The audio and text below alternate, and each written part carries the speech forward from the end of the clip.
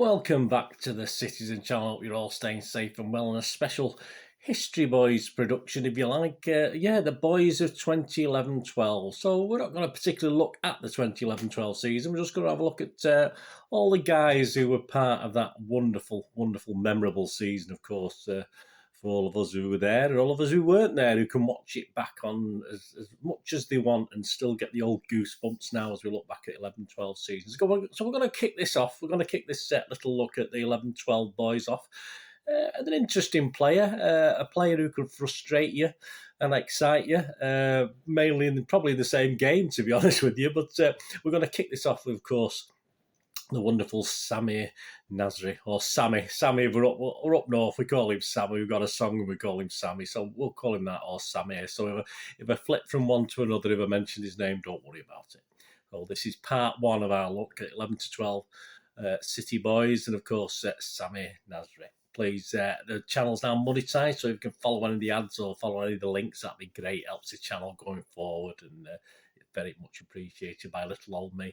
Any thumbs up you can give me. Pass the word, please, about the channel. It's everything. All City past and present, everything. All past, present, and in between. So pass the word if you can to your mates, City supporting mates. That'd be great. And also give a look at my film and TV channel as well if you want to have a rest from football. Yeah, Samir Nasri, born 26th of June 1987. So, yeah, I think he's the same star sign as me, then, is he? I'm not into star signs. I'm Cancer. I was born in early July, so I think he was. He was born in Septembres-le-Vallon, something like that. My apologies for the pronunciation. A northern suburb, of course, of Marseille. And he joined the actual Marseille Academy at the age of 9, which is the way these days, isn't it, guys? So with the young City players, and as he matured and as he grew, he drew comparisons to the wonderful, brilliant former French player Zinedine Zidane, of course. And at the age of 17, several clubs, English clubs, were reported to be interested. Not us; we were sort of in the mix at that time. But Arsenal, of course, Chelsea, Liverpool, Newcastle, all interested in Sammy. And in an effort to decrease this speculation and hang on to their guy at 17, Marseille offered him a 3-year professional contract on the 13th of August 2004. Yeah, so about the time, obviously, that we'd just spent our first year at the City of Manchester Stadium, then, wasn't it? Not the Etihad as such, or Eastlands, if you prefer that. Of course. Yeah, he did move to Arsenal eventually, and obviously he actually signed a new contract before he joined Arsenal just to push the price up, and Arsenal were aware of this. Marseille obviously planned this, etc. And Wenger got him, of course, for about £12 million for the 08-09 season, the Premier League season. He scored on his debut for Arsenal, a 1-0 win. No surprise there, 1-0 to the Arsenal. And he broke his leg, sadly, before the 09-10 season. He did have a couple of bad injuries throughout his career, but obviously that sort of stymied that season for him. But by 10-11, saw one of his best performances. He sort of hit his peak, really, for Arsenal. And also for France, where he was voted the French Player of the Year for the 2010 calendar year. He did actually say he preferred playing centrally, but he was used more on a wing by Arsenal and Wenger, which is obviously... was he happy to do that? Probably not, knowing Sammy, to be honest with you. But he preferred to play centrally, but he was used more on the wing, of course. But, of course, Arsenal were at the time, of course, a big rival to City, but City were on the up, weren't we? We just won the FA Cup in 10-11, and we wanted to take that a step further, didn't we? We wanted to have our real tilt at the league title after a long absence. We won't mention the years, of course, but so we needed new players. We needed something into the side, didn't we? So Mr. Nasri was convinced by City, and perhaps in the end by Arsenal fans, who obviously... there's a lot of animosity out there that his future lay away from Arsenal, and he actually would join City. I mean, while he was at Arsenal, he made about 86 appearances and scored 18 goals. So that's not bad for a midfielder. 18 goals, not a bad return. So in August 2011, yes, Nasri joined us. Joined Manchester City, approximately £25 million. He was age 24 then, a good age. It's sort of age that City tend to buy these sort of players. A 4-year contract. And of course, on his first season at the club, we did what we aimed to do, didn't we? 2011-12, we actually won the league title, of course. But before that, he'd already wound up the already pissed off Arsenal fans by saying certain things in the quotes. As you do when you join a new club, you say nice things. You try, we get a bit upset if players say bad things about us, don't we, when they leave City? But obviously, sometimes it works like that, or it's slanted like that by the media, if you like. He did actually say that the City supporters are really passionate, and it reminds me of playing for Marseille, the Frenchman infused, not playing for Arsenal, that's for sure. Arsenal have good fans, he said, but they are not the passionate ones since they moved from Highbury to the Emirates. Yeah, so again, similar problems most of us clubs have when we move to a bigger stadium, that atmosphere and that enclosed feel of a smaller ground. It does sort of not sort of allow for that passion. But Arsenal fans weren't very happy. City fans were quite happy. And of course, as I say, Arsenal was still considered then a Premier League rival. So City were making big statements at this time, obviously, with the signings. He did assist 3 times in a 5-1 win at Spurs in his very debut. Didn't score a goal, but he was very prominent in that game. And of course, I've got some excerpts taken here from his first interview with Peter Ferguson in the City official programme against Wigan Athletic on the 10th of September 2011. I'll just quote from this. It hasn't taken Samir Nasri long to settle into City life. Within days of the much anticipated arrival from Robert Mancini's happy hunting ground of Arsenal, the France midfielder was treating fans to a marvellous debut at White Hart Lane, albeit overshadowed by the exploits of one Edin Dzeko a few days later. He was exploring the possibility of celebrating his first goal with a Poznan. If there was a manual about winning over the fans' affections at a new club, Nasri could contribute a page on the textbooks to that start. He must also know that his honest enthusiasm was also merit hearts in the stands, declaring, "I hope I can add something different to the team, maybe more goals, maybe more creativity in midfield." Goals are always handy, of course, and Nasri will undoubtedly contribute a handful, as he has done throughout the career, first with hometown club Marseille and latterly at the Emirates, after Arsene Wenger swooped 3 years ago to continue his tried and tested transfer strategy of pinpointing and harvesting the best emerging young French talent. But it's also the phrase creativity in midfield that Roberto Mancini had in his mind when he included Nasri on the shortlist of names he handed to the men above him at the beginning of the summer and said, in effect, "Bring me these players and I will be equipped to bring you the title." Don't forget, this is right in the programme before the 11-12 season, so interesting. He went on, "The gifted young gunner might not be the highest calibre signing of the summer that saw 6 more players sign up for Roberto's revolution. That would probably be Sergio Aguero." Who? The goal-scoring swashbuckler claimed that his native Argentina was a new, younger Carlos Tevez, but it's crucial to Mancini's parallel pursuit of glory in the UEFA Champions League as well as the Barclays Premier League. Well, we still wait for that, don't we, guys? Nasri's true worth to the team will be felt during the winter months when his presence gives that magical playmaker David Silva the chance to stand down from certain games to rest and recharge. Even Merley needs a day off now and then, and Nasri has shown us he can sprinkle stardust of his own in the meantime. Mancini can play his pair of aces like Aguero in a 3-man midfield behind Dzeko, a formidable combination that proved irresistible at White Hart Lane.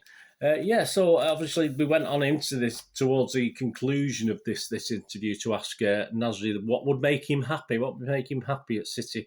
"I hope titles," he grins. "Absolutely. I'm 24. Everyone says I'm a good player, but I've not won anything at Arsenal. I've played at a high level with Arsenal, but I've never won anything. This year, one of Arsenal's best players, Cesc Fabregas, left as well. No one has replaced him.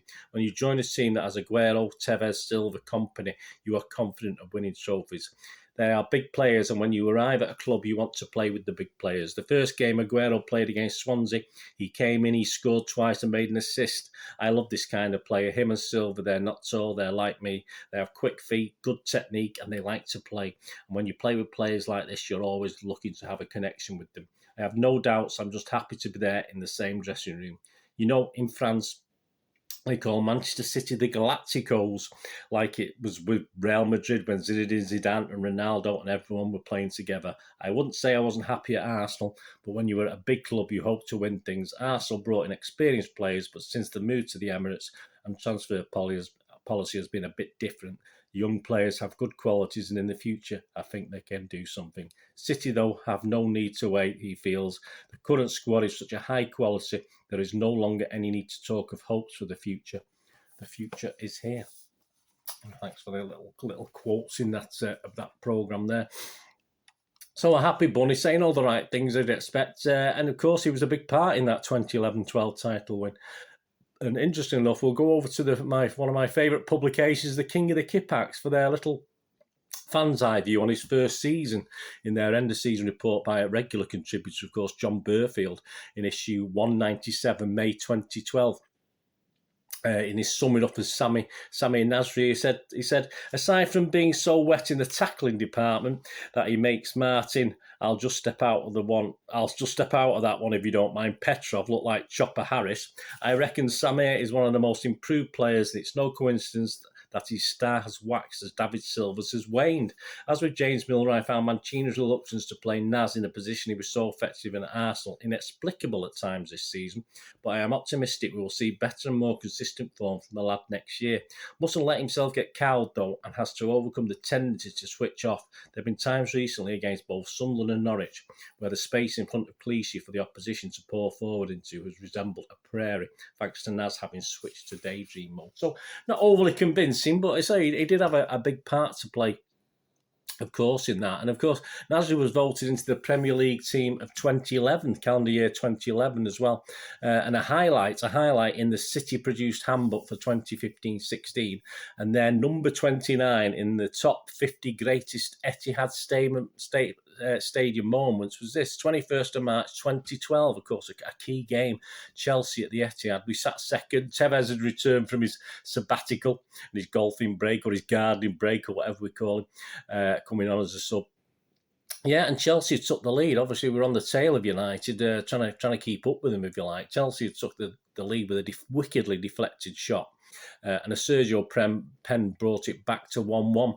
But with time running out, in 85th minute, up stepped Samir. Yeah, Tevez himself put a little pass on the edge of the box to Nasri, run on, and just had a lovely dink over the keeper to make it 2-1, and of course win the game for City and keep up the pressure on United at the top. Obviously, there'll be a few ups and downs still to come in that season, but yeah, that was remembered. Say as number 29 in the top 50 greatest Etihad Stadium moments. So, well, what about 2012-13? What about the season after? Obviously, it was a bit of a disappointment, wasn't it, generally, after winning the league? It was a bit of a damp squid the season after when we didn't win the league again. We didn't do back-to-backs. We had a few brain farts, and there was an unwillingness, of course, from Samir. We saw this side of him even more, to put his body on the line. That's what we expect from our players. We all remember in December 2012, how Nasri, and I criticised him myself and fell out with him for quite a time, to be honest with you, for not blocking a Robin Van Persie winning goal for United in the Manchester derby. And I say it took me a while to get over that one, and I called him a few choice words, I must admit. In March 2013, after a man-of-the-match performance in a 4-0 win against Newcastle United, Roberto Mancini, no less, said he would like to give Nasri a punch due to his inconsistent form. And I think that's what we all sort of felt. But interesting enough, we'll go back to King of the Kippax. Yeah, for their fans' view on this season, this is issue 207 from August 2013. And I'll read from this. So here we go. Nasri, another conundrum of a player. Possibly no player in the Premier League retains possession of the ball better than Naz, but the end product never quite seems to match the obvious ability. Not helped by Mancini's continuous deployment of him out on the left flank. As I say, his preference was up the middle, wasn't it?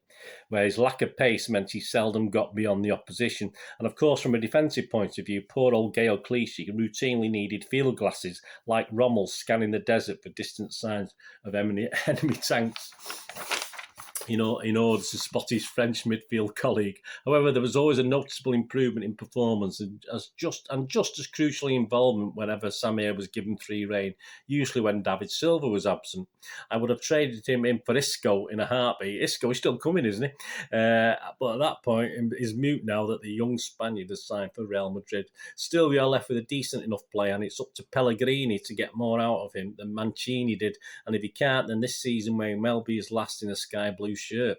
Oh, and there's still a matter of that gutless fiasco in the wall at the Manchester derby to atone for. So many months later, that's still raising its ugly head, of course, in King of the Kippax. So there you go, guys. Part 1. Yeah, I hope you enjoyed that little look back at yeah, a bit of a conundrum as a player, as the King of the Kipaks intimated there, wasn't he? So we're going to look in part two at, yeah, what would be a big season for Nasri, and sort of coming of age for Nasri. Would it last? Possibly not. So we're going to look and start with the 2013-14 season. But thanks for joining me for this part one. And please let me know your comments on Sammy and your thoughts, good and bad, because that's the sort of effect he had on us as City fans, wasn't it? Anyway, thanks for watching, guys. Please join me for part two. Don't forget.